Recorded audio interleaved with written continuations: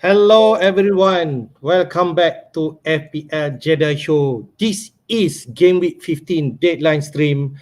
My name is Hafiz and I would like to welcome Azmin to the stream. How are you, sir, coming to this Gameweek 15? It's a quick I'm good. turnaround. I'm good. I'm good. It's as we head into a really congested period. I've also gone drastic in terms of my decision making. So let's, to face this, because I do recognize the fact that this December is always the time when you really set how you will move towards the end of the season. So it's good that it's really important that every fantasy man team come out of this period in a really good shape. So that's what I, aim to do. All right, okay. Maybe we give some spoiler, man, because you actually has already activated your wildcard. We're thinking that you might actually approach until at least game week 19 is the plan, but it is what it is, okay? Because you already decided your team is up for a refresher and get those wildcard in, right? Yeah. Later we run to that. Before we go, because this slightly normally in midweek stream we run through all the what happened in game week 14, okay, but this is a quick turnaround. We straight jump into the team news and the fixture for game week 15, but maybe we want to share some news that come in, okay. I think 1 hour before we live, actually the latest news in terms of Sheffield United, in terms of the new manager appointed. We would like to welcome back Chris Wilder to Sheffield United. He is actually the ex-boss for the Blades, and I think Heckerbonte is already been set. And this is something I'm not sure whether it's surprising, but I think it's timely for Sheffield United after last weekend 5-0 drubbing against so-called their close or the same range in terms of relegation, Burnley. I mean, what do you think in terms of Wilder coming back? Well, it was inevitable because when the fact that if you can't even put up a good fight against a team that is also in the relegation zone, also who came up from the promotion, then you're definitely in trouble. Mommy. Okay, I think that's the latest news in terms of Chris Wilder coming back. Maybe like Azmin mentioned, is inevitable. All right, but it's something that Sheffield United really needs now, because they, in terms of performance, have been of late has been poor, and hopefully they can revive back with the Chris Wilder appointment. But it will be a tall order because the next fixture will be against Liverpool, right, mate? Yeah, I mean, obviously it's gonna get a rough start with not much time and just moving in, facing a very attacking Liverpool who also have their tails up after being threatened by Fulham, but finally came off with some moments of magic. It is something that Liverpool are capable of and they are truly into it. So it's gonna be another loss for Sheffield United unless they can pull off a but for me, it's really about Liverpool not being overconfident. Just play the same way, and they should win. Okay, all right. That's in terms of news from Chris Wilder. Before we go to the next one, we'd like to welcome to the stream for Rakan FPL and also Brenda Ong to the stream. Okay, thank you for joining us. The next news, okay, maybe it's not something that surprised, but people already talk about that. Is the injury or huge blow for Nick Pope against actually Manchester United, and looks like there's a tweet from Fabrizio Romano mentioned that he expected to undergo surgery, okay, or even though we do not receive any official pressure from the Eddie Howe yet, but he expected to be out for a while, maybe for a long layoff like 4 months because of dislocated shoulder. And we are going to talk about the replacement of Martin Dubravka as really a gift for us, man, because a 4 million keeper or 3.9 million, whichever that price that you are going to take about on Dubravka. So this is definitely a blow to Newcastle, but it's a gift for us in terms of FPL, man. Yeah, so I mean, I mean, I'm in touch with. I mean, those of you who don't know, but one of our friends on Twitter, Running Farm, who also is part of Gameweek Navigators, and he's a ardent Newcastle fan. So it's quite interesting to get in touch with him, find out, because how, the squad is it's really stretched in terms of injuries, and but somehow they managed to um, pull off and achieve a result. I guess it was just that after the Bournemouth match where they lost 2-0, after that, Eddie Howe regrouped, and somehow they've still managed to pull through. So now one of their bedrocks, Pope Blood, injured, which means Dubravka comes in. But somehow Howe manages to find a way and manages to um, find it within the squad. And the good thing is that the squad is clearly works well together. Okay, so now the question is, with who they have, will they be enough against Everton, who are a bit under the cosh, but then they are also buoyed by the last week where they managed to win, and now they're looking to get points and pull out of the relegation zone again as before. So you need to find out with views on Newcastle, because supposedly one of the injuries that came or doubts that came out of the last weekend was Gordon, but apparently as of Tuesday morning, he was featured in training and he had completed training. It's a good thing for those of us who still have Gordon, and Isaac is there. So some of the key players are still there. It's just that the defense is Wilson is still out, and the defense is still a bit patched up all over the place. But otherwise, they still have a good working squad. Yep, I think this is something that will interest managers, especially. We were talking about a very aggressive market.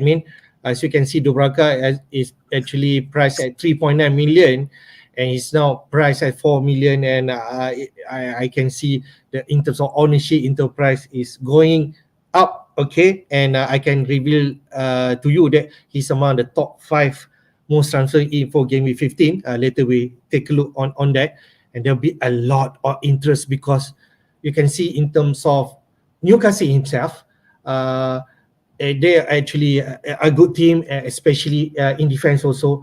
And if you've been presented with a potential getting clean sheet or save point from Newcastle, the Dubravka 4 million, I think it's a no-brainer. That's why the market reacted so fast, and people are jumping into Dubravka, even a quick turnaround in terms of gaming 14 to 15. So that's how the people are reacting, man. Yeah, so Dubravka is, I did get in before, and it was one among many reasons I moved, to take advantage, because I had cash dropping, I had White dropping at the same time. Dubravka was coming up, and even that secondary keeper from Liverpool, Kelleher, was going up as well. So because it's aggressive because it was such a short space of time between the end of last game week and the start of Game Week 15. So now when you look at Newcastle's fixtures, Spurs might be the tougher one, but other than that, it's Everton, Fulham, Luton, and Forest. All will look good before they face Liverpool, of course. But other than that, it's definitely fixtures that they are primed to take advantage of. The only caveat here is that Newcastle have one Champions League match that they need to navigate in between there. So that is the problem. So that is the risk that people have to face. But I think it's worth the risk. I think it's still worth it. That's my personal opinion. All right, okay. I think we quickly run through how we perform in Game Week 14. We'll start first with you before we go to the team news, of which you scored 42 points. The average point in Game Week 14 was 54 points, a tough one for you to swallow, but in terms of rank, maybe dropped from 3.2 million to 4 million. But as you mentioned, it is time to refresh your team. Yeah, so the biggest thing with me, it would have ended up slightly better if Palmer hadn't suddenly come on as a sub, because I was actually quietly hoping that he would be injured totally. But the moment he appeared on the bench, I knew that's that's not gonna be any good because Chelsea aren't gonna be able to put out a good enough score to so that it'd be comfortable that Chelsea doesn't need to bring in Palmer. So they did. Yeah. And the problem also, the problem of course, he was getting ready to sub on, but they managed to win a penalty before he got subbed on. So because otherwise I had Amdouni, who I had contemplated fielding and not doing any transfers and not putting Palmer in to, and so it's very really frustrating. So it was a combination of things. Turner of then so it was really poor, which the whole thing prompted me to wildcard. I know Pedro Porro wasn't likely to get much. If anything, would be a bonus against City, for example. But another problem I had was White looking like he's lost his first choice spot. So I thought it was just a temporary thing, but it's no good. And then Johnston, who I seem to have picked him up at the wrong time, and after I picked him up, it has all gone downhill for Newcastle, for Crystal Palace, sorry. So yeah. So the only good spots is, if you look at that, the only real good spot, because Salah and Haaland is a given. It's just a case of, fine, I lost, the difference of 2 points captaincy, so no big deal. No. Otherwise it'd be Haaland 14 and Salah 5-19. So yeah, so it's only 2 point difference so it's no big deal. So Saka, in the end, Saka was the only performer there, and everyone else failed. So it was pretty poor, and Tsimikas as well. So looking at that, and then news that Gaston is out for even longer period of time, so he's no use, and the fact that Reece James is being managed carefully. Turner, who's lost his first choice spot. So all in all, it's been a poor, a lot of things that made it hurt and prompted me to let's do something. And one thing I can do without is Darwin's. He's first choice, yes, but then there's a lot of things about him, whether or not he can score and whether or not he'll start the next week, and the fact that he's a frustrating player to own, and I don't mind putting up with him if the rest of my squad was performing, but with the rest of my squad not performing, I need to get more certainty. Yep, I can understand the frustration. I think if we talk about Darwin, he's a frustrating player to have. But in terms of stat, he's there. He actually have, I think, 2 big chances in game against Liverpool against I forgot. You win this weekend, right? Again for him, okay, for 3. But Darwin did not have any involvement in that. Other than that, I can still think about other content creators who actually moved to Darwin because of Watkins' doubtfulness in terms of injury. So then they also suffer the same pain. Okay, whether you can hold him one more game against Sheffield United, there is a potential that he might be rotated, even though I feel he's as a first choice for sure. I think there is a concern that we understand that could happen, but he could play against Sheffield United. So we just don't know, right? We talked about it before in terms of midweek rest. Liverpool do not have those luxury, and it could be this game if Klopp feels that he want to rest player against a Sheffield United team who maybe the likes of Gakpo or even a second fiddle player for Liverpool can actually overcome it, right? So okay, I think I understand your situation. We shall see your team later in terms of your wildcard team. Quickly to my team, I am fortunate in terms of 68 points, or maybe I could actually be rewarded a bigger points than that if we considering about my bench. Later we take a look. My rank from 599,000 now is in 435,000. So there is no it's like regrets and so on. I would definitely be thankful in terms of getting another green arrow. Last week I slightly going down to 599k, so I'm now at least go to the right direction. In terms of goal, okay, Arula continue to disappoint managers for sure. We expect at least a clean sheet against Palace, but I think they concede a goal without Eze on the side, but Edward come to haunt us again for West Ham, got that one. I think that is the only shot that I can still remember when some people are commenting in terms of shot for Palace. But that is the story of West Ham. I think so far, game week 14 now, they only kept a clean sheet and one clean sheet, and it's actually against Sheffield United. So you can see in terms of West Ham defense has been frustrating, but you cannot complain in terms of pricing for Areola. But now we presented with a different gift. If we go to the likes of Dubravka, to an extent the Liverpool keeper Kelleher, so you can go there and try a different road if you think that Areola has been, you already had enough with him. All right. Other than that, Gabriel only 2 points. I think as Arsenal concede against Wolves, there's a lot of manager also double up in terms of Arsenal players with Saliba and Gabriel. So they will be disappointed with that result because Saliba only got 1 point and a yellow card. So they'll be double up disappointment. Okay, but for me, I actually played Lascelles over the likes of Charlie Taylor, who actually one of the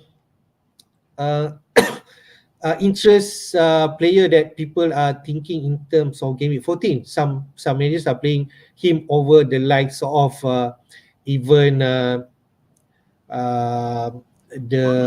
cash. Yes, cash. Okay, some people still have cash around. They play Charlie Taylor over it, and I'm not convinced in terms of Burnley capability in terms of defense, but maybe I actually forgot they actually face really poor side Sheffield United because they already been lost to Bournemouth at home before that, and they've been rewarded because Charlie Taylor produced an assist, a clean sheet, and I think 2 bonus points. So they got that 10 points, really decent one in terms of Charlie Taylor.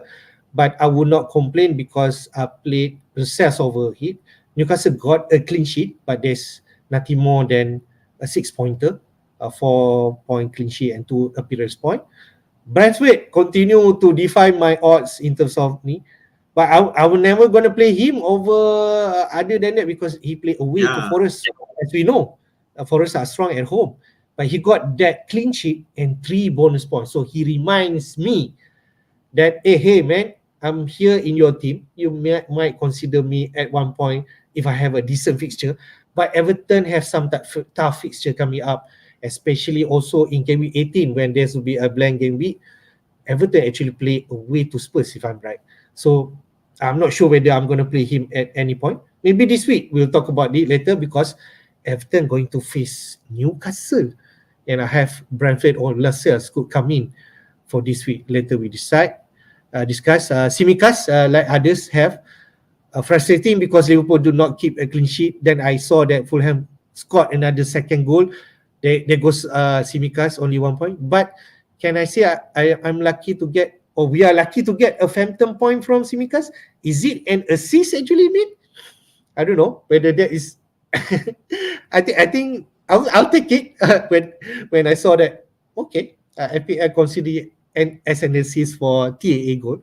So I'll take that 4 points. Other than that, I think usual suspect. I've been safe this week because I actually have Son. Some managers might not have Son, 10 points there. And then Watkins, I could easily move him because their potential injury. But I keep my faith to Watkins. I think this is my first time after I wildcarded in game week 10. I got a double digit from Watkins. If not, you can only got like 5-6 pointer from Watkins. So that's my team, man. Yeah, I got to congratulate you for having a great team, and obviously there was nothing we can do about the bench in terms of Taylor, Brentford, because you had a decent team. You got Lascelles and Tsimikas. I mean, if you have taken out Taylor, you would have to bench someone like Lascelles, and I guess maybe Palmer, but then the news was that he was going to be ready, he could be there. So the uncertainty made you continue to field him. So otherwise, Taylor or Brentford could have put in. But in any case, I think it's a great job. In terms of Areola, as you mentioned at the start, we all know what we were getting when we picked in Areola, because ultimately the main motivator was his price. And if you got some points along the way, it's more like a bonus. So I don't think many of us too worked up about it because we knew what it was. Yeah, so it's for me, it's no big deal either. But other than that, I think bravo to you, especially for Watkins, because in the trend on social media, Twitterverse especially, a lot of people were moving from Watkins to Darwin. So you stayed the course, kept your Watkins, and you got rewarded for it. So well done. Yeah, for sure. There's some doubt about him, but I feel if Watkins able to start, he might nick it something. I actually been watching some other content creator like FPL Sonado, who he made also that move, and the Let's Talk FPL also made that move. Watkins to um, Darwin, and another one, Big Man Bakar, also did that move. So means that there's a lot of proven or in terms of season content creator, they feel that is actually a logical thing to do by potentially Darwin could actually score big against Fulham at home. So there is some logic there, but it does not happen, and it's resides back to Watkins keeping 11 points. But as you know, we'll run through later. Aston Villa going to have two. Yeah, but I just want to point out as well that there's also partly to blame, and well, not say partly to blame, but also some factor to it that we need to take into account is the apparent deception by the managers. So with regards to Emery about Watkins, we'll have to taste, we're not sure, blah blah. His journals seem to suggest that he was a serious doubt, and the fact that he not only started but he played most of the match. I think was he more 90 minutes? 90 minutes, Yeah. I think.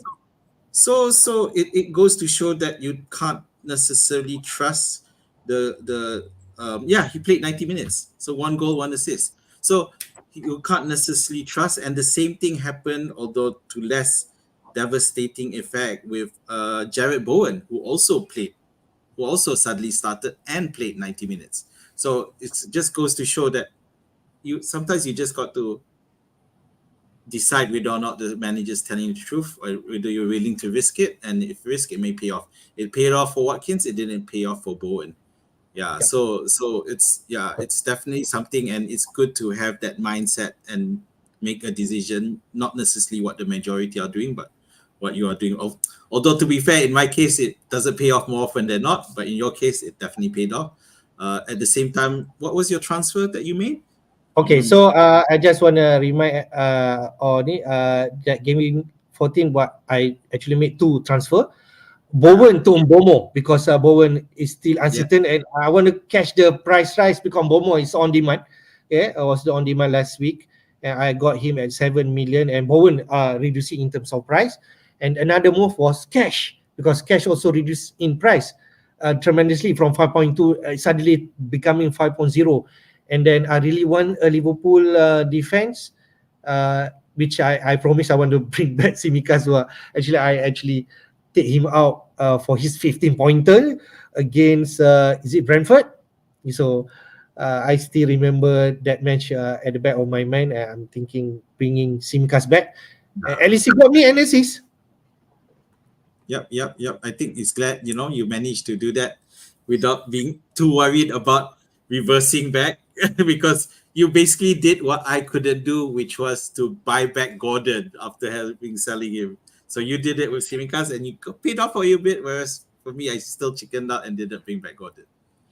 Well, maybe in your wildcard, you can consider Gordon back. Let's run through the Gameweek 15 fixture, man. Okay, jump straight to all the fixture and team news, man, for Gameweek 15. Because the deadline, why we are actually live at this hour, because the deadline will be at 2 a.m. Malaysian time, because the next fixture will be tonight at 3:30 a.m. with Wolves versus Burnley at the first kickoff for Gameweek 15. Then Luton Town and Arsenal also going to play tonight, man. We might not get any early team news if you want to stay anyway. The only chance is actually the Wolf team news, or Burnley if you're interested. Okay.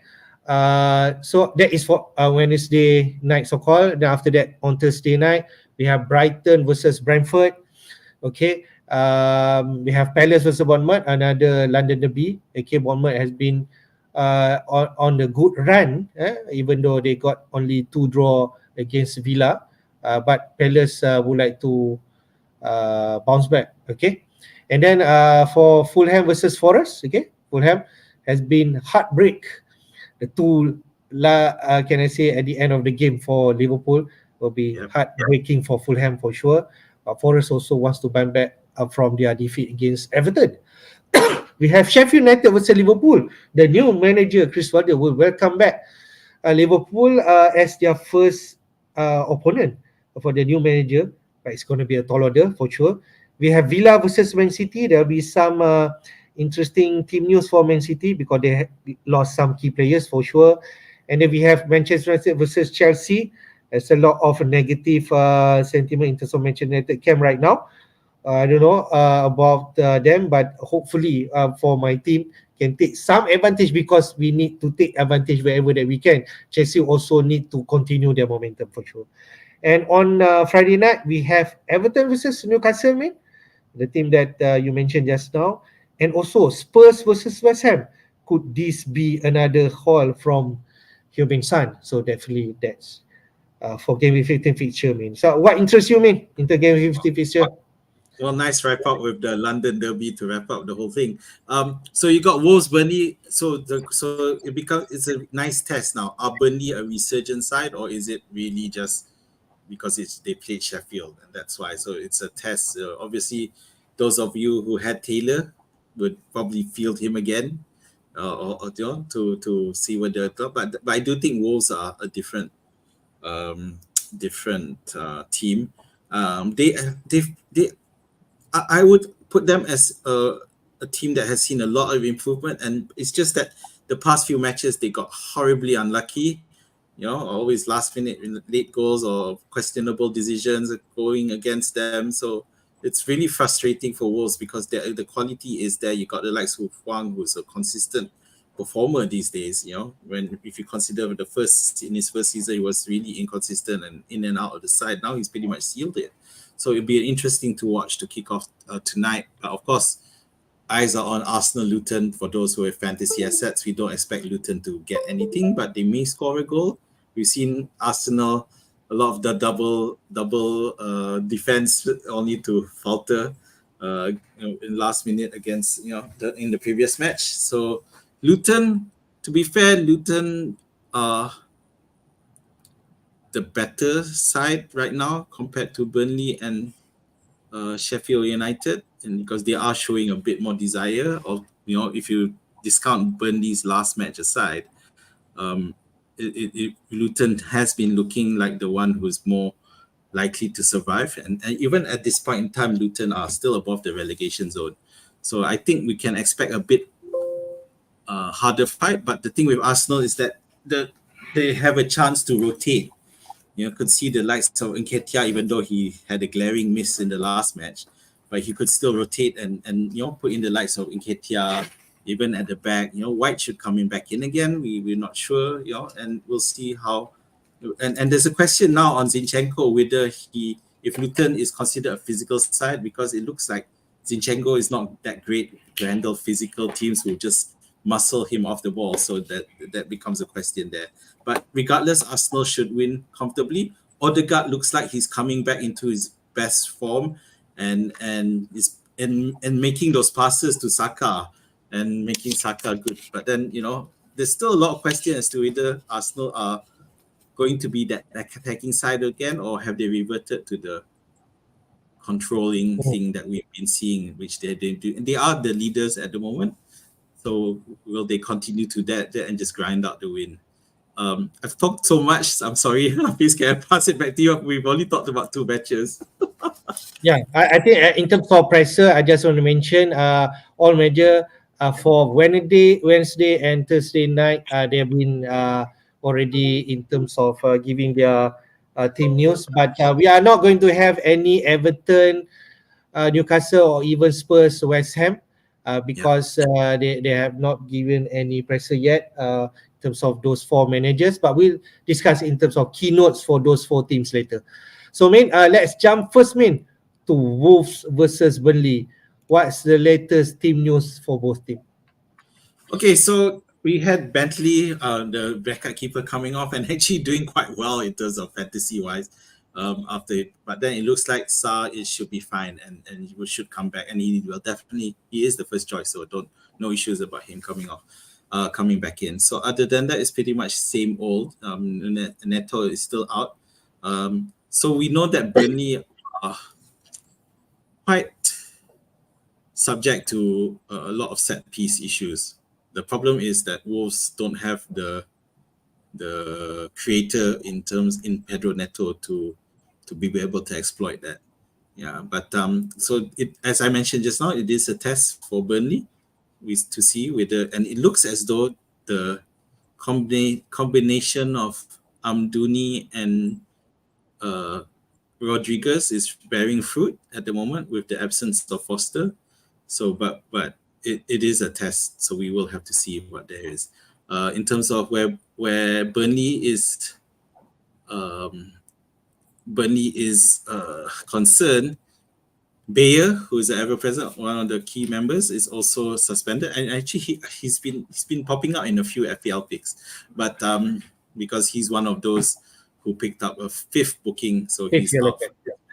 And just a quick mention on the fifth booking, a lot of players are on 4 yellow cards at the moment, so we'll touch on that for each team as we look through. Yeah. I mean, I just want to mention in terms of Wolves side, they actually will welcome back 2 players who will be suspended again 14, Lemina and so João Gomez. So they actually return back to the team. They will be strengthen the team.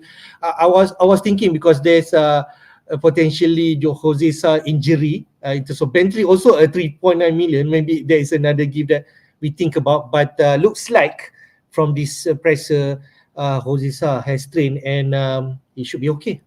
So maybe the opportunity for another 3.9 million keeper in the form of Bentley will not be there yet. Not yet. Bayer suspension, it may be affect in terms of their backline. Ekdal is returned and covering for that spot. But can we say Wolves versus Burnley, what do you think in terms of this match? Do you think Burnley going to continue? I feel Wolves are too good for them. No, I think Wolves are good. I think Burnley may score a goal, but Wolves should win this one, because I just don't think Burnley are that strong enough. And we got Wolves who have been so frustrated in the past few matches that they will look at this one at home as a must win. And I think they will. Not only will Wolves win, but they should win comfortably. Yeah, I think if you're thinking about playing Taylor this week, myself, I'm not too sure. But if you feel that Burnley can continue, then you might as well play him. If you think that 10-pointer is not a fluke, so you can play him against Wolves. All right, we want to know in terms of Luton Town versus Arsenal team news. So especially on the Arsenal, because there's also some thinking that maybe Tomiyasu could be a pick that we can bring into our team. So what is the latest team news? Yeah, so with Luton Town, you got Lockyer and Mengi who might not be ready, but then every chance to be fit seems to indicate that Rob will play them if they are okay, because they'll be needed against Arsenal. For Arsenal, look, from apparently there was some press mentioned by Arteta even before the deadline for Gameweek 14, saying that Tomiyasu has earned his right to start and White has to fight back. So now it seems that he was injured, which I kind of thinking that I might get a chance again. But then then later on it came out it wasn't a serious thing. It was a precaution, and he'll be assessed. So we know Arteta has a track record of lying, of misleading us. So we don't know, but it's, for me, the uncertainty is too much for me to be still on Ben White, so I'm off him. But other than that, if you see in that lineup, it's got Nketiah starting in the predicted lineup instead of Jesus. So this is a big question as to whether that's the case. We saw Nketiah had a big boo-boo in terms of missed chance opportunity last weekend. But at the end of the day, if Arteta has learned anything from the past couple of seasons, is that if he has the squad to rotate, he needs to freshen up and make sure, especially in December. So my gut says that Nketiah will start, even though regardless of his fumbles from last weekend, because they have that squad and they can afford to rotate. Yeah. I think I agree with you. I will not be surprised if Jesus been bench and Nketiah start. Even Hafiz could come in because he has also been bench last game week. So Yes. after have the squad, they can play it. At the back, if you're worried about Gabriel, whether he plays or not, or is it Kivio could come in, it might happen. We just know. So we just need to be prepared of that because Arsenal has. Yeah. I think people are disregarding the elephant in the room is that we've seen Gabriel bench before. So could that happen again? Because a lot of us have him. Yeah, but mentioning Havertz, so the other person who started on the weekend and not in this lineup now is Trossard. So Trossard also started. Yeah, and to be fair, it was a tough match. They only finished 1-0. So, but they still won. But I can definitely see Arteta making plenty of changes for this one to freshen up his team, and for the fact that in game week 16 they'll play Arsenal. So, they play Aston Villa. So Aston Villa are number 4 in the league at the moment. So there's a reason they're up there. So I would think that if Arsenal wants to, Arteta wants to freshen up his team, give some of the key players a rest, because the Aston Villa one is going at Aston Villa is going to be a tougher one. All right, I just want to share. Braden Ong mentioned about Zinchenko. It's a BPS man if he plays. I think I agree with that. I have a quick look in terms of bonus point for Arsenal players. The number 1 is actually Saka with 11 bonus point. After that, it's actually Zinchenko and another guy sharing at 9 points. And I agree, Zinchenko is more attacking more than Saliba and Gabriel for sure. So, your interest in Zinchenko? Brandon, thanks. I think I had never noticed that, and it's definitely something I need to take into account when I finalize my wildcard team. Yeah. All right. Okay. Thank you for pointing that out. Let's go to the next team news, which is Brighton versus Brentford. We know in terms of Brighton players, unpredictable in terms of how this will be going to play the team. I think there's some big players are not playing against Chelsea. The likes of Mitoma being benched, João Pedro. So what's the latest news for both teams? Well, it was quite incredible, but I guess because they were in Europe in midweek before the Chelsea game, so I think he was confident he could win. So it was another frustrating day out for Brighton, because Brighton before they lost against Chelsea, they had won back-to-back in Europe as well in the last weekend, as well as against in Europe. So now the case is you got Gross, who was on the bench, and Mitoma, so definitely they'll come in for this one. So Brentford is not an easy matchup, so definitely they'll want that full, as strong a squad as they can look. Yeah, so definitely Gross and Mitoma will come back to the starting lineup. That you would think that Pedro will also get a chance, given that he still scored, even though he came in as a sub. So Brentford, nothing much disclosed by Thomas Frank. So it makes me wonder: are there any injuries?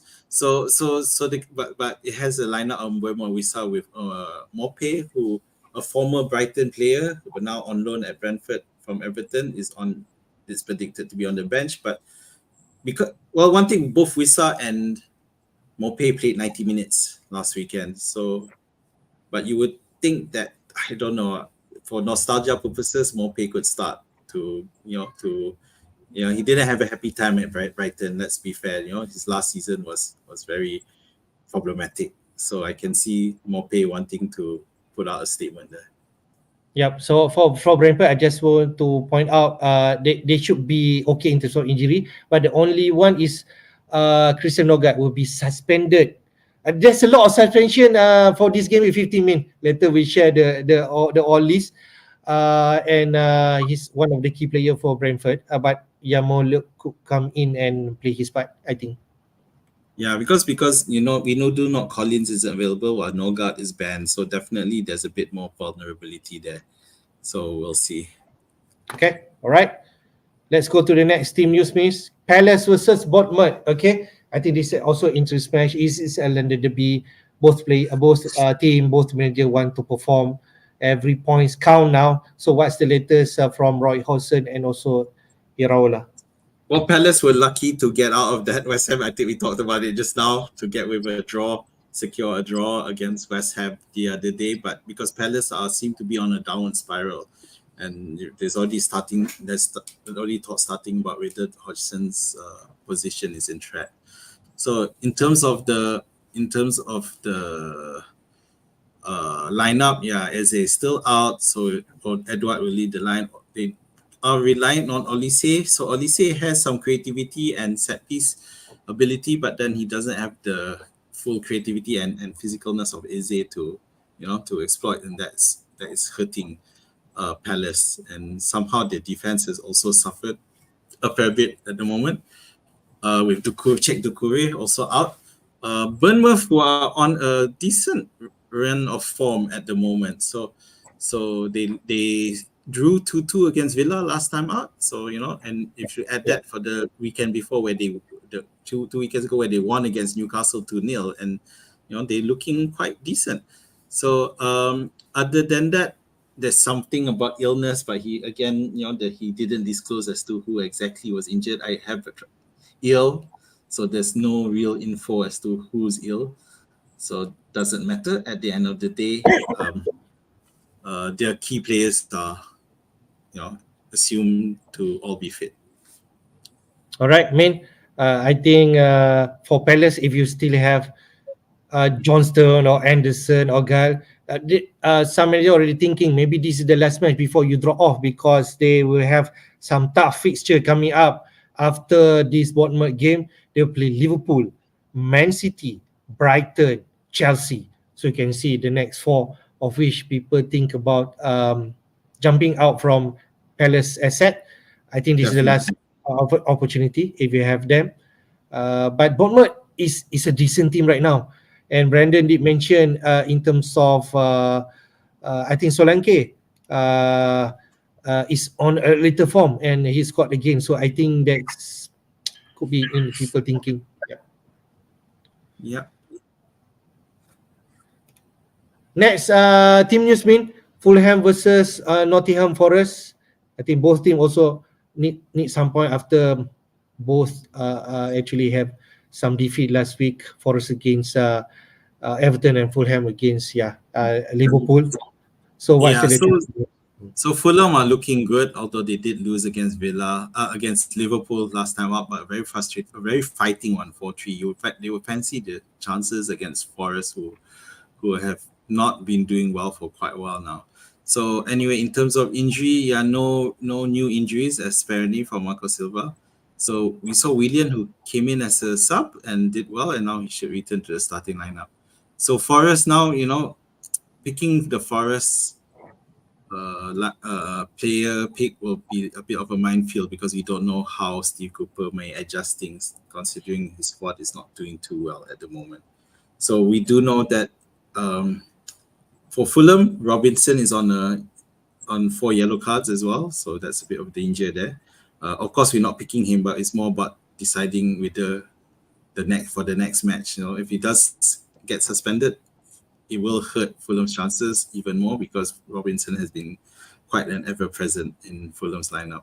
But for this one to call, I'd say Fulham would win this for us to plunge further down. All right. Not much interest in both teams. Maybe some people are interested in Forest, but it's unpredictable in terms of their lineup. Ada some managers' interest of they know Aouni will be actually our injury list for quite some time, but would actually potentially be, and then he's back on injury list. So I think people are a bit afraid in terms of jumping any Forest asset for now. Next is actually Sheffield United versus Liverpool. We did mention in terms of Sheffield United presser, people talk about Chris Wilder appointment instead of talking about any team news or injury for Sheffield United. But what's latest news for Liverpool also? Yeah, so with now is a case of damage control, I guess, because if can Sheffield United really bounce that back and actually hold Liverpool, I'm not sure. Judging from the captaincies that I've seen, everyone's putting Salah on the captaincy, so they're not convinced either. However, because it's Sheffield United, while Liverpool concerned, it will be a question as to how Klopp rotates the squad. Now, bearing in mind they're okay where the Europa League is concerned, they pretty much qualified. So now it just comes down to will Darwin play? And the question is maybe not. And if you can look at that predicted lineup, Darwin is not there, and Gakpo and Diaz instead. Of course, the argument is that Diaz was also played last week and got full.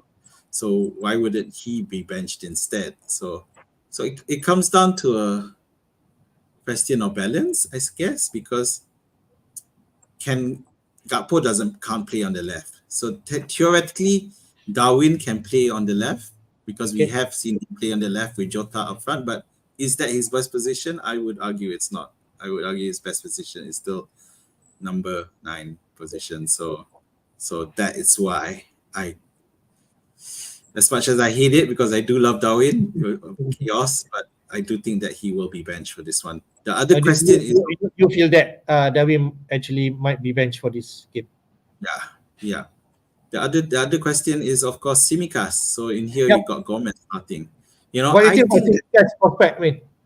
It's a tough one. And I do think that I see no reason for Tsimikas not to play, but the main reason is if he wants to rest. So chances are he will. So you know why? Because we do know that the next fixture for Liverpool is against Palace away. Yeah. So Palace away is still okay. So it doesn't matter. Not to say it doesn't matter. Sorry, Palace fans. But the point, they still have to bear in mind that they have to manage their squad because it's back to back. And if they have the squad to manage it, why not? Gameweek 17, they will play Manchester United. So it is something that they need to do a bit more preparation for. So, but my call is I think Darwin will be benched, but I do think that Tsimikas will start. So, all right. It's an interesting problem to have. It's good for Klopp, of course. Yeah. So, but the main thing is, of course, is Kelleher still a good pick given how we did against Fulham last time out, and there was a point where Liverpool were passing the ball backwards, and I was saying, in my head, I was quietly praying, please don't pass it back straight to Kelleher, because I was started to worry that he was going to fumble it up, and because it didn't look good. So hopefully he'll have a bit more confidence and gain that. Yep. Of course, Kelleher is not Alisson, all right. But with a 4.0 million, that you could actually have some good potential clean sheet from Liverpool, because Liverpool Bella is still among the top 5 for sure in terms of goal conceded, right? Brenda Ong did mention about Wilder appointment. Do we expect any bounce back for the team with new managers coming in? Is it going to be tough? I feel Liverpool going to win this. I can't remember. There has been one instance last season where Liverpool were at the mercy of a new manager team and they ended up with a surprise loss. If anyone can remember what team it was, I can't remember. But we saw it. Those of you who saw them play against Burnley, it was just sad, for a football team that's in the first division of any football league. So I don't think that it'll be good enough. No, I don't think there'll be any bounce. Not for this one. It's just too short. One match, 2 days later, too short. All right, fair. Let's go to the next team which is Aston Villa versus Man City. Is also going to be an interesting one. Got Aston Villa on the rise, and their form are good, especially at the home. I think 13 consecutive win for Aston Villa. and we also have some suspension for Man City players, man. So what's the latest news? Yep. So Villa, I hadn't seen this predicted lineup. It's interesting. It has cash in it. But you've got Kamara returning from a ban, and other than that is okay. We got Ramsey, who continuing to push for a starting. So it'll be interesting to see, because there's also a theory that Ramsey could replace Diaby. So regardless, it does mean Diaby doesn't, his position in the lineup doesn't look strong, even though he does perform well at times, and he did assist Watkins' goal in the last match.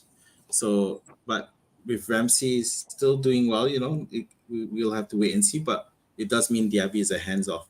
So, coming back to my squad about how I wildcarded. So one of the issues was cash, whether or not he's returning to the starting lineup. And in this case, it looks like he predicted, but it may purely be because of a rotation thing.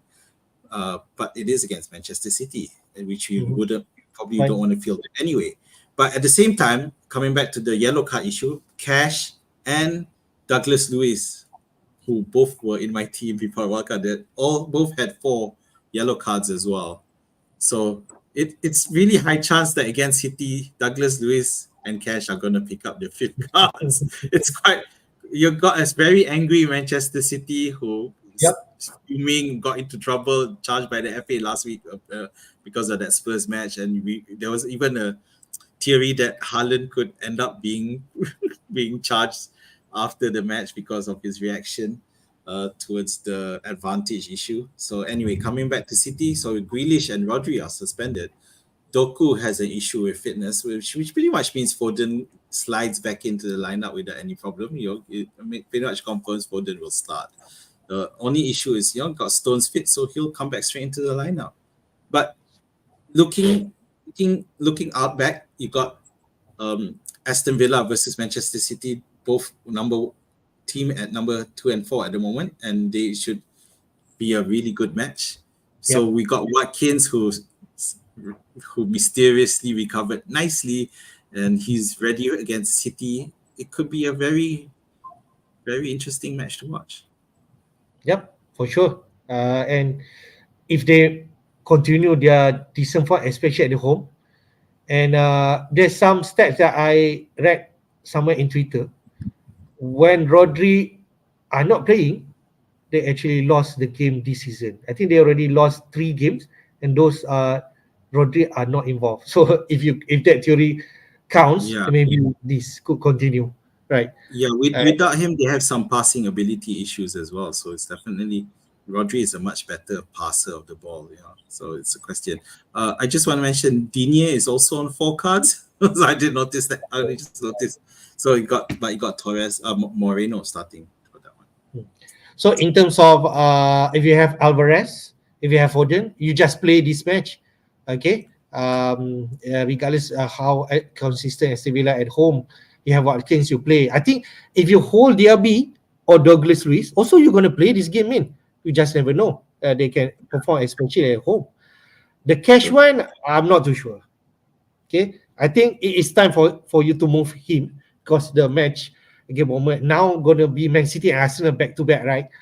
So it's logical to move him cash out. Diaby maybe you can stick him, but also sellable. I feel, but Watkins is going to stay regardless of matchup. Okay. Let's go to the next one, which is Manchester United versus Chelsea. In terms of pressure, I think Eric Ten Hag have been dominated with a lot of question instead of the club injury situation. But same for Chelsea. What's the latest team news, man? Well, I mentioned to a colleague at work, on a Chelsea fan, by the way, all Chelsea needs is for another problem with Manchester United in the back in the dressing room per se. So now, here we go again. Especially because last week they lost to Newcastle. But to be fair, it wasn't a match to be with that you that you can't be proud of. You know, you only lost 1-0, and it was against a really strong side anyway. But that's the thing with Manchester United, because the And she expectations are lost to Newcastle for one, so much terrible. yeah.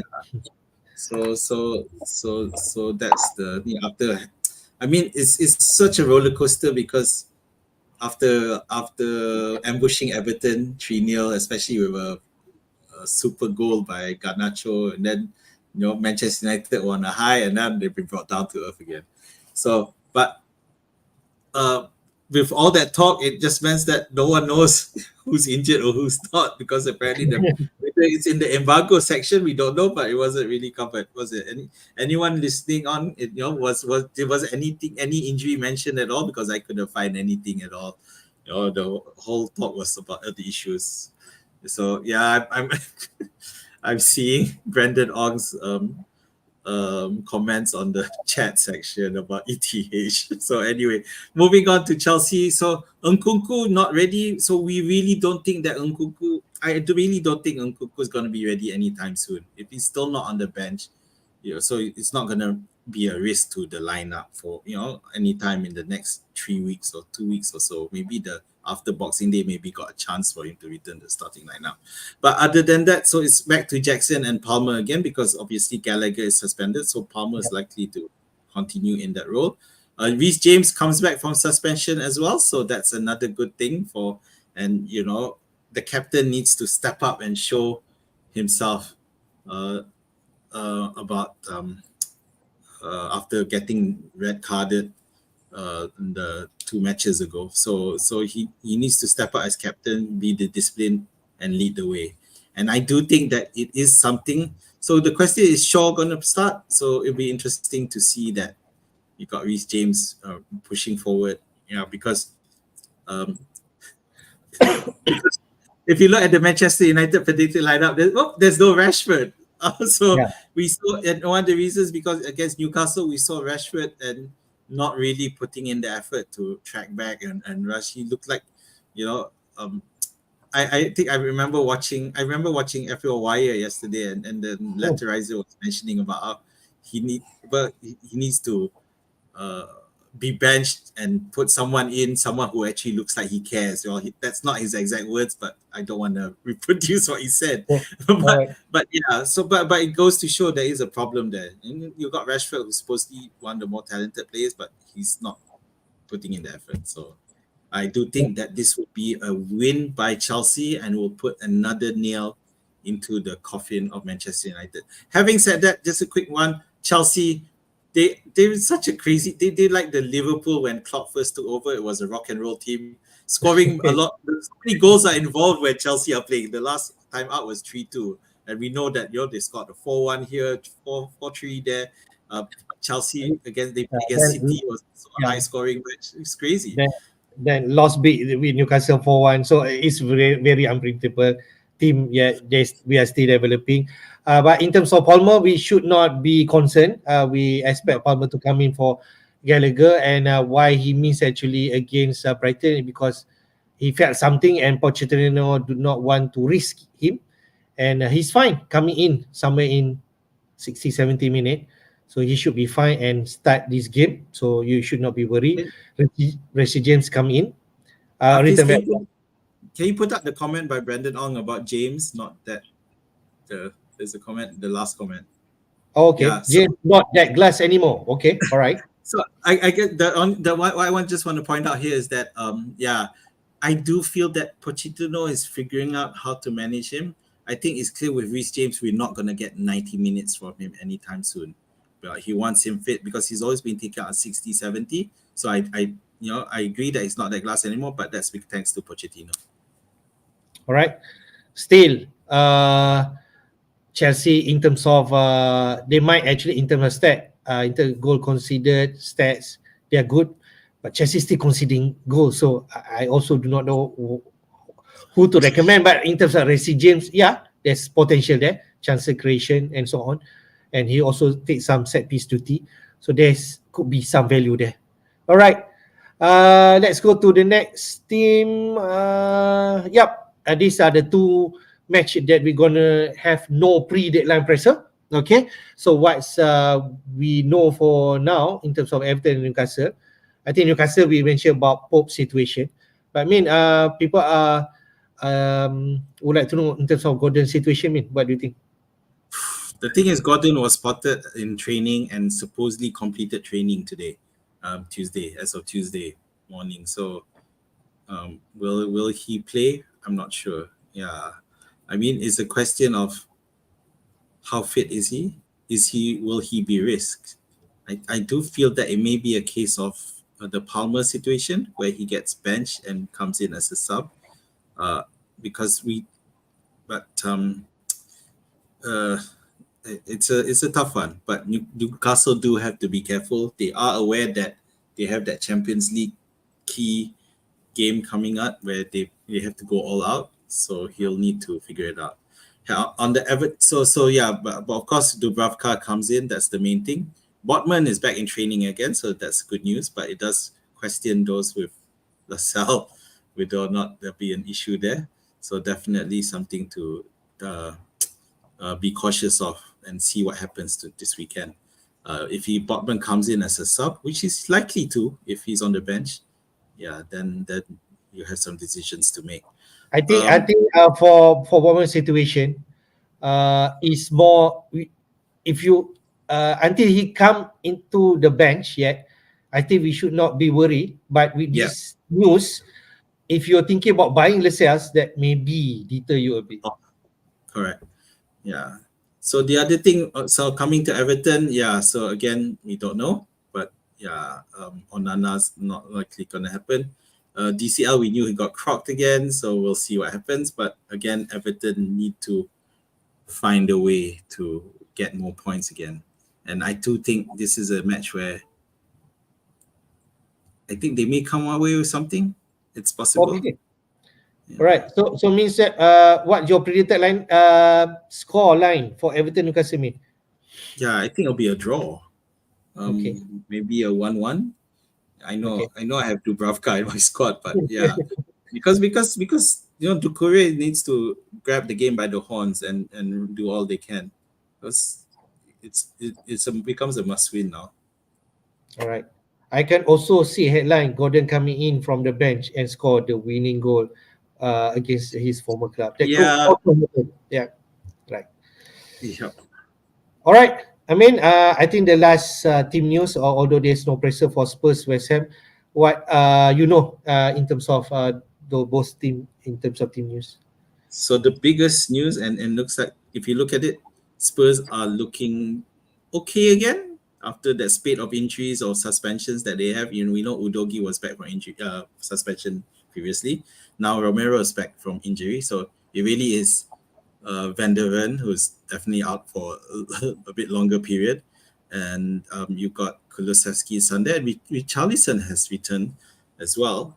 So the only other person missing is Sar is still out. There's one more guy who's out there. Oh, of course, James Maddison. Sorry, yeah. So other than that, it's looking decent, and I think and given how Spurs have stepped up despite the injury issues, it kind of puts it Spurs in good show and makes me very keen on having them. So on the West Ham side, we know that Bowen mysterious somehow just then decided to come back and started a full 90 minutes. So Zuma, who didn't play, so maybe he will come back because apparently a personal problem happened. There was a theft from his house. Oh yeah. Which is never good. But anyway, you've got the most of the squad coming back, and they should. I don't think there's a possible rotation, but because you still have Ben Rama who could come in, so. But given West Ham situation, they'll probably still field the full strength squad and manage the minutes instead. Yep, I think this a match that could also potential a big high scoring game. I don't think West Ham gonna keep a clean sheet in this game because Spurs are very attacking. They already proved they can actually deliver even in a big match like Man City. They got that 1-pointer 3-all draw against Man City, so they are capable of big games. They can score the likes of Celso could be, and Kulusevski could be actually an alternative option, because with the medicine out, those people are turning up in terms of delivering points. And but the main mind for sure, Son. Even Brandon did mention he expect a Son show, a 2-2 draw against West Ham. Because West Ham, with the last moment there, they also could turn up in terms of scoring goals. So I think in terms of Spurs, Romero coming back is definitely a big thing, man, because he's going to strengthen their defense at least. So, yep, I agree in terms of Spurs versus West Ham. All right, man, we cover all the team news of me. Why not we go to the transfer traffic for Gameweek 15? Just snapshot, I think 1 hour before we actually streaming now. And you'll be surprised, despite Gordon uncertainty, he is the most transferred in. I think he got that 10 points against Manchester United, and 323,000 managers so far has actually brought him in, and his price keep increasing, man. I think it's already 6 million now, if I'm right. Yeah. Last time he got 5.5 million, 5.6. So he's actually an interesting asset, and he's on the list of everyone to get him in. Next, I did mention about Dubravka, man. There's no surprise. His price increased from 3.9 million to 4 now, because 240,000 believe he could actually be the right keeper now, in terms of frustrating Areola. Okay. Other than that, we have the likes of Arsenal assets Zinchenko and Saka continue to pick up pace, okay, in terms of transfer in. And Huang Hee-chan against Burnley. So this could be another potential enabler in midfield. I'm not sure how much he's now, 5 million plus maybe. And you actually among top 5 transfer in. How about transfer out? The Aston Villa assets, the likes of Cash, the likes of Diaby. Those are the top 2 being transferred out. No surprise about Pope, because he's could be potentially out for a long time in terms of dislocated shoulder. Turner out for Dubravka. I think that's the right replacement. And then Doku, okay. Uncertainty, he's also the top 5 transfer out. What do you think, man, in terms of transfer traffic? So yeah, I guess Gordon, the thing is, we don't know for sure, but I think most people are confident to bring him in. Dubravka, no surprises. Zinchenko, yeah, he did well, but with that doubt of whether or not he start is still lingers. Saka, people thinking that he's best to back to his good form with Odegaard, also back to his good form. Hee-chan is, I can see why they put Wolves, but having said that, he is on 4 yellow cards though, Huang Hee-chan, so that's a risk that some people are willing to take. So no surprises. Cash Diaby, after they were both benched the weekend before, they all start to get down. Pope for the injury. Turner was, again, as you say, it was the chance arrived for them to get rid of Turner and get a profit at the same time. So before Turner's price dropped and before Dubravka's price went up. So Doku is really an injury issue, isn't it? So no real surprises except for Hee-chan, I guess. Okay. Civilian unrest did ask Azmin in terms of Gordon. We did mention just now. There's no pressure, but Azmin mentioned he's actually in training, and there's possibility he could come starts or even come off the bench. We just won't know, right? Yeah. So the tweets are that he did complete training, civilian unrest. So yeah, we don't know that's enough. But to be fair, Newcastle's squad is quite stretched. So if he is fit, just enough fit, then Howie may still stick him into the lineup. But again, as I mentioned earlier, it is a big risk given the tightness of the schedule and the fact that the crunch Champions League game is there. Okay, man. A quick one in terms of suspension list. I just mentioned, we did mention about there's a lot of players are banned for this game with 15. We start off with McBurney because he already red carded. I think he's second red card for the season. That's why he will get that 2 match ban.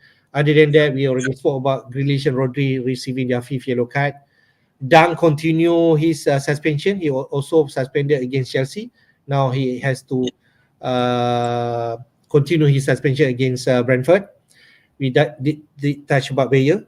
we touch about Gallagher, Nogat, Brentford.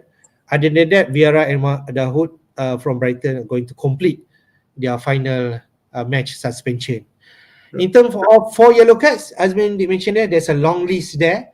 I think the most obvious there, you mentioned, but Cash, Digney and Douglas Luiz from Aston Villa. Those are the 4 yellow cards player.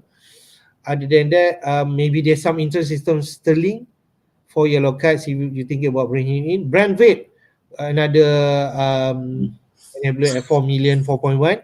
But need to be careful because he's on 4 yellow cards. Other than that, maybe those on with Trippier or thinking about bringing Trippier, he's also on 4 yellow cards. If you think about that, if he's yellow card against Everton, then he might miss some matches afterwards. So that's another worry there. And we talk about Huang, could be in the top 5 transfer in, but you need to be careful. He's also on 4 yellow cards. Yeah. So you saw notice Bruno Fernandes, although he's not so important these days.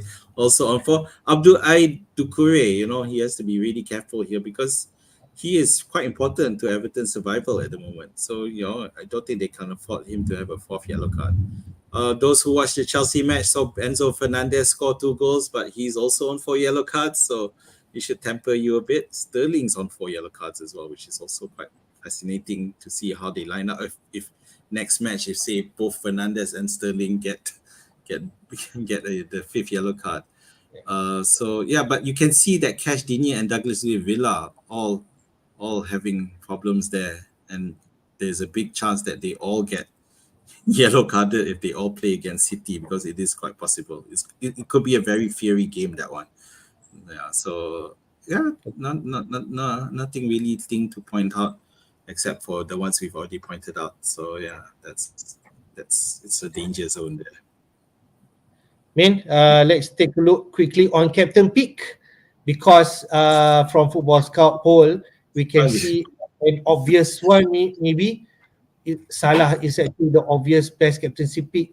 Around 54% managers, 1,400 votes goes to the Egyptian midfielder, because it's actually Sheffield United, and Sheffield United easily could be the worst team so far in the Premier League.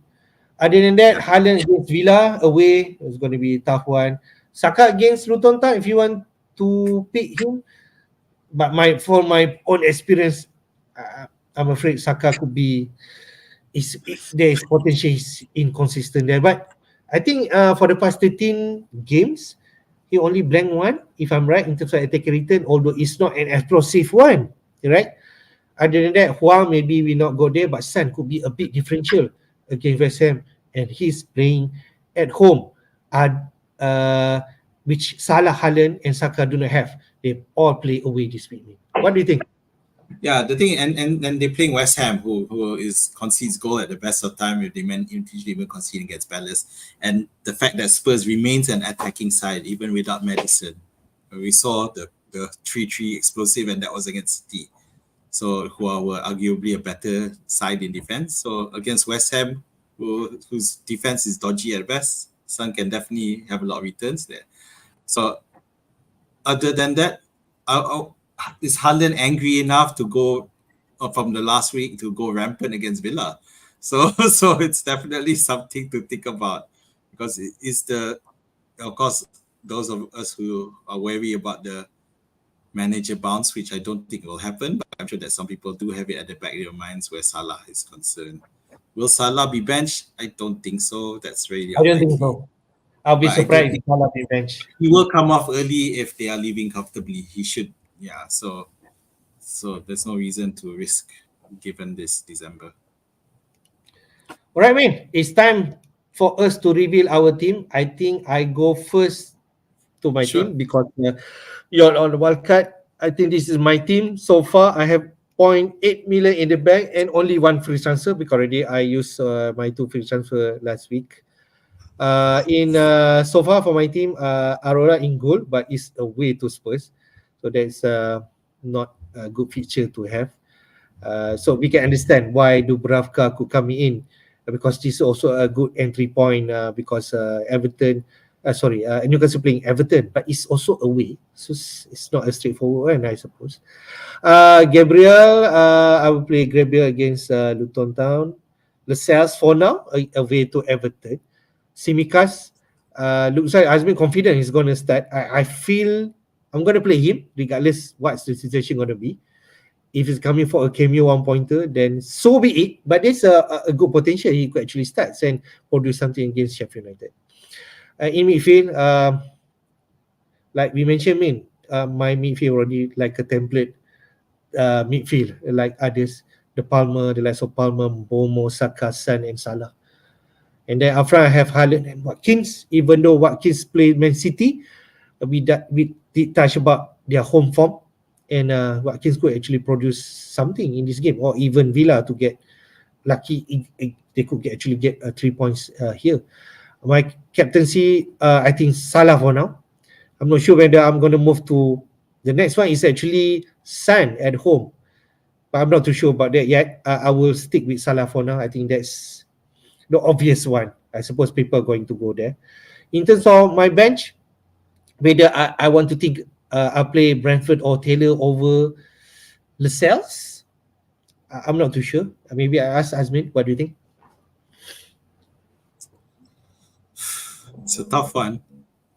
I guess the question of whether you think Wolves will do it against Taylor, whether Burnley will come back, because otherwise Taylor could be a better pick over Lascelles, because I do think that Newcastle will concede. Yeah, so I would, but at the end of the day, I would probably stick to your first 11. I would rearrange your bench.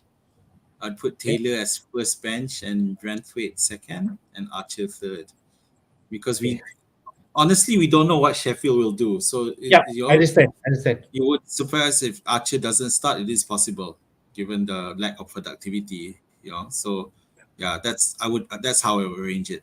Taylor as the more likelier to keep a clean sheet compared to Brentford against Newcastle. Archer. So that's the only feedback I have. All right. Well, I'll give it a thought. It's already 12:30. I got like let's go. 1.5 hours, right?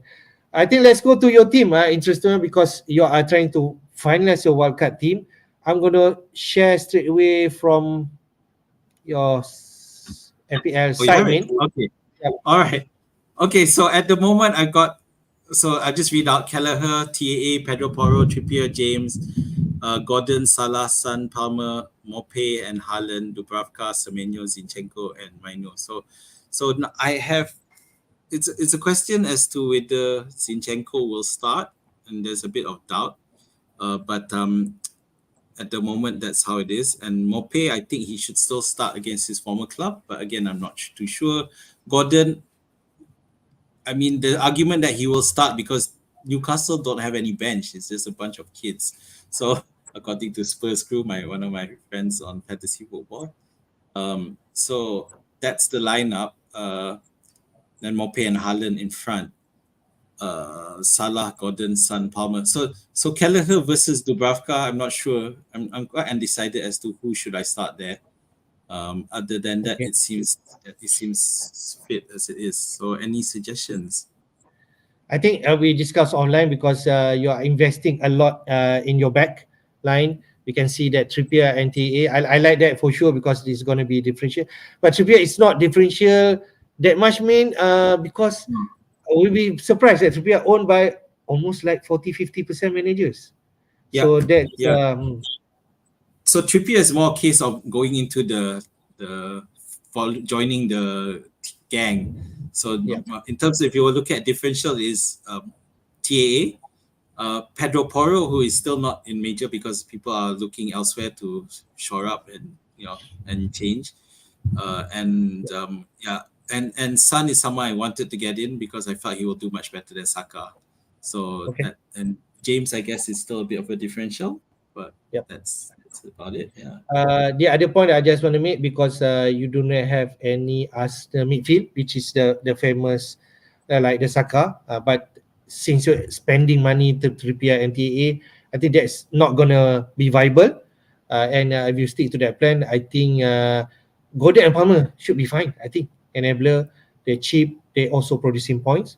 The only thing that I'm thinking is whether to downgrade someone from James or Zinchenko. I feel I want to have a second good Midfielder. second striker after Haaland, Striker. because Okay. I'm still not convinced instead of Mope and Semenyo. I'm going to go for Solanke at 6 million plus. I think he's more reliable. He's on penalty kick. And Bournemouth. 6.5. So I think that could be a decent one. I try to upgrade Mope and downgrade whether James or Zinchenko, whichever that you feel. Do you think Gordon will start? If he will not start, he will come in. But I think he's a good asset moving forward for sure. Okay. Yeah, because Right. an alternative too is just go 4-5-1 and not play Mope either. So Zinchenko comes back in. So definitely. Okay. That could still be an option. All right. But I think I like this. The other point, do you trust Maino as a enabler midfield 4.4, right? His Yeah, price. no, at the moment because he may not start every game. So Kluivert from Bournemouth has been mentioned as possible option. So definitely I'm looking at that. Private, how much? 4.6. That I Oh. have 2.02 in the bank, so it's just enough to get for my move and Kluivert. Yeah. If you want to save some money, 4.4 million, I think still decent. You can get like a 2-pointer guy, Nakamba at Luton Town. He's going to play every single game. You are not going to play him, but at least it's a good backup just in case we need him. For a couple of points, right? Yeah. Okay, definitely Nakamba. I'll look at that. Yeah. Okay. I think other than that, I like the Semenyo pick. Okay. Over Archer, because now Sheffield United has already appointed Chris Fielders, we won't know what is going to line up will be. So whoever have Sheffield United player, they'll be anxiously want to see what the team sheet that Chris Wilder will present against Liverpool. Okay. Right, mate. We take some question. Okay. Yep. Although already on at the 30-hour mark. Okay. Rakan FPL did mention about Palmer to Huang. I'm not too sure. I still think Palmer because he's going to play. I think so. Huang, 4 yellow cards. All right. Good stuff. Palmer. How about Solanke or Kunha of Wolves, is it? Both teams are good, but at this point, I would probably go Solanke because they're on an upward trend. Cunha Wolves while they are a good team, but they're constantly getting frustrated. So Solanke. All right. Captaincy, we already mentioned. Salah is the obvious one. Salah is the dark horse pick. I think if you're chasing, this is a chance for you to get something against Suns. What do you think, man? Yeah, so Salah will be taken out early, that's for sure. Son may not. So I go for, but I just feel that the potential of Salah hat-tricking is there, so I go for Salah. All right, good stuff. How about Douglas Luiz, man? You have him before play or bench against Man City. It's going to be hard, right? He will get a yellow card in this game. It's quite likely. But for me, I would probably bench him. All right. We touch also on terms of Spurs asset. If you are trying to get some punt or even a cheap, if you cannot get Son, say Lo Celso or Brandon Johnson, which you prefer? Johnson. I know Celso has a chance of playing in higher up, but then Kulusevski does better there. So Johnson definitely. All right. Dubravka or stay with Johnston? It's like your situation, man. If you're not wildcarding. I've got Dubravka, but I haven't feel I got Kelleher in goal at the moment, not Dubravka. So it's just that I'm wary about even though I have Trippier as well, I'm worried about Newcastle not keeping a clean sheet because Everton are going to go all out. They have to. So that's why I probably I didn't feel Dubravka. But between Dubravka and Johnston, I would go Dubravka because I think Crystal Palace are in a really bad place at the moment, even at home. Okay. All right, fair. Play Mitchell or Lascelles. Palace versus Bournemouth. Lascelles away to Everton. Maybe Mitchell, man? Same issue, isn't it? Palace versus Newcastle player. Palace playing at home. Yeah. Lascelles. I go Lascelles. Okay. All right. Or Gordon or Huang. I feel Gordon, if you have a chance, you play him because he's on Yeah, form. if you're confident Gordon is fit and will start, then play Gordon over fine. All right. Darwin Caseman, play or bench Darwin. If I have Darwin, I will definitely try to play him. And if he come in off the bench 30 minutes, he could actually deliver. Depends on who you bench him for, but the thing is, Darwin has extreme potential to do well even off the bench. So if you're benching him for someone a good sure starter and good for goals, then yeah, otherwise probably best to bench him. All right, Poro or James, if you have an option to jump in, Poro 5.3, James 5.4, if you have that money, you want to jump in this week.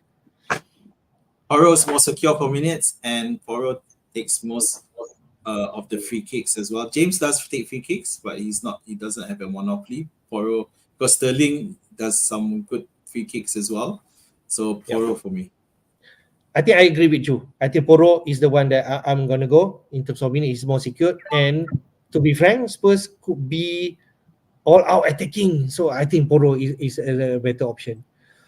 A question from Oliver Reitman. He asked about Sterling and Dubravka or go for Gordon and Sanchez.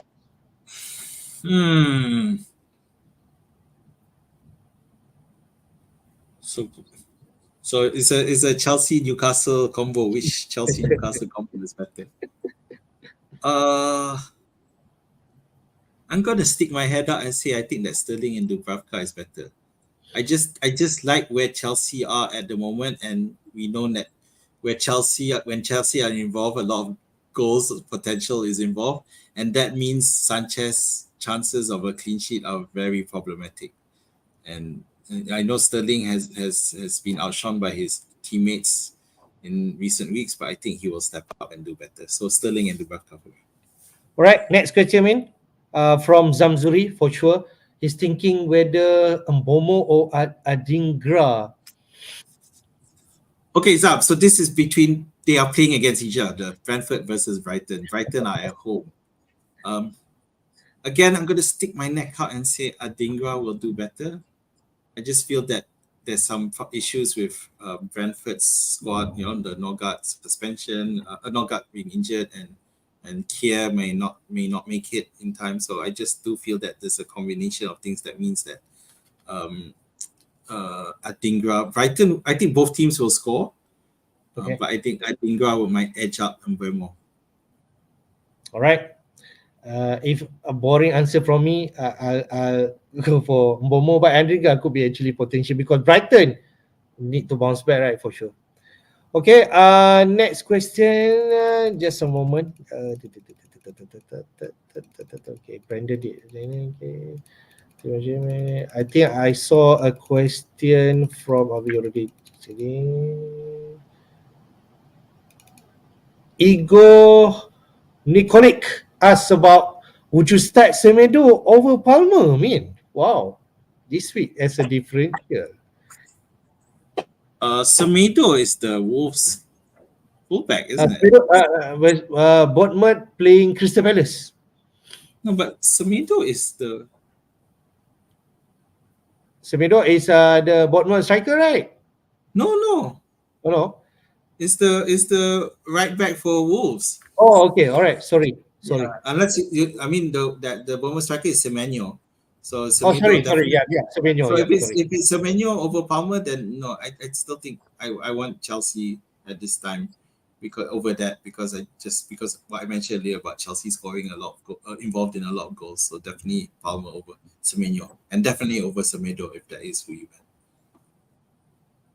Okay. All right. Before we go off, I think Brendan suggested you something here, which talking about Moino. If you have money to go Lo Celso, because he's at 4.8 million, but this we discussed offline. If you go there, you leave all out Spurs asset, 3 assets there: Poro, Lo Celso, and Son. Whether you like that. I don't know how much Lo Celso is, but 4.8. 4.8. Yeah, I don't have enough, and at the moment it's no longer Mino. It's now on Kluivert, another Bournemouth player. So we'll see. All right, I think last question from FPL MFS. Yes, Bruno to Son. Yeah, I think it's a no-brainer. Son. Yep. Aussie.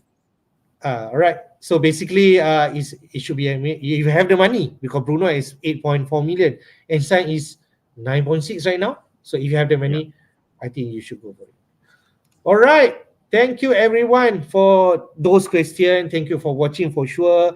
If you are around the team, do support us in terms of hit the like button. Also subscribe to our FPI YouTube channel. Okay, and you will receive any early notification when I will be live. Min, the deadline almost here. What's your last word? Yeah, thanks for tuning in. I know there's quite a few live streams going on at the moment, so thanks, for those of you who chose to, give us some time and tune in to us. So really appreciate that. I know, hopefully our ranking is not as great as some, but we are looking to improve, and I know that a lot of you are also may also be in a similar position looking to improve. So we do offer some alternative views sometimes, and I do appreciate it. So thank you. Do like and subscribe if you haven't already, and good luck for Gameweek 15. For sure. Good luck to everyone. It's a quick turnaround. After Gameweek 15, we're going to have another deadline on the weekend. So trust your guts, trust your instinct. How much we can advise me, but in the end, you are the one who control your team. So make the right call based on whatever information that we have shared with you guys in terms of team news, in terms of some stats and so on. And wish you all the best. And see you again next time. Take care. Bye-bye. Bye.